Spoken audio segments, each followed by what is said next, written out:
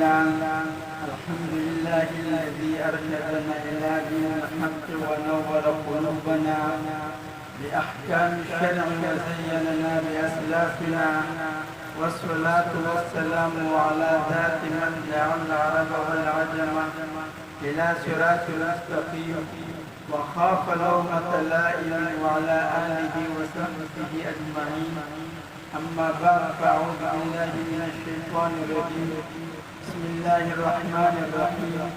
وقل رب زدني علما. وقال النبي صلى الله عليه وآله وسلم: طلب العلم فريضة على كل مسلم، وكما قال عليه الصلاة والسلام.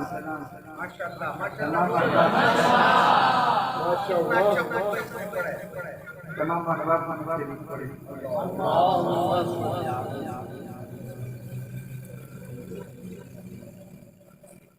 آج میرا تقریر کا موضوع ہے علم کی اہمیت. اللہ تعالیٰ نے انسان کو بے شمار نعمتیں عطا فرمائی ہیں. ان میں سب سے عظیم نعمت علم ہے. علم انسان کو اندھیروں سے نکال کر روشنی کی طرف لے جاتا ہے. علم انسان کو اچھے برے، حق اور باطل، حلال اور حرام، صحیح اور غلط میں فرق کرنا سکھاتا ہے. جس انسان کے پاس علم ہوتا ہے وہ خود بھی ہدایت پر چلتا ہے اور دوسروں کو بھی ہدایت کا راستہ سکھاتا ہے. اللہ تعالیٰ ارشاد فرماتا ہے کہ وَقُلْ رَبِّ زِدْنِی عِلْمًا، اور کہہ دیجیے کہ اے میرے رب میرے علم میں اضافہ فرما. اس آیت سے معلوم ہوا کہ اللہ تعالیٰ نے علم ایسی طرح سے معلوم ہوا کہ علم ایک ایسی نعمت ہے کہ اس میں ہمیشہ ضرور اضافہ کرنا چاہیے. حضرت محمد صلی اللہ علیہ وسلم نے فرمایا کہ طلب العلم فریضۃ علی کل مسلم.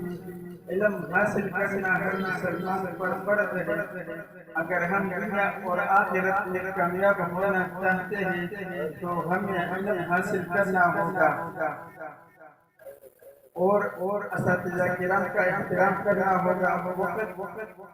وقت کی قدر کرنی ہوگی اور جو علم سیکھے تو اس پر عمل کرنا بھی ہوگا. صرف کتابیں پڑھ لینا ہی کافی نہیں، اس لیے کہ وہ علم ہمیں اپنے روزمرہ زندگی میں لانا چاہیے. آئیے آج ہم سب یہ عہد کریں گے کہ ہم سب انشاءاللہ تعالی علم حاصل کریں گے، اس پر عمل کریں گے اور اپنے اساتذہ کرام کی عزت کریں گے اور اپنے دین اسلام اور قوم کی خدمت کریں گے.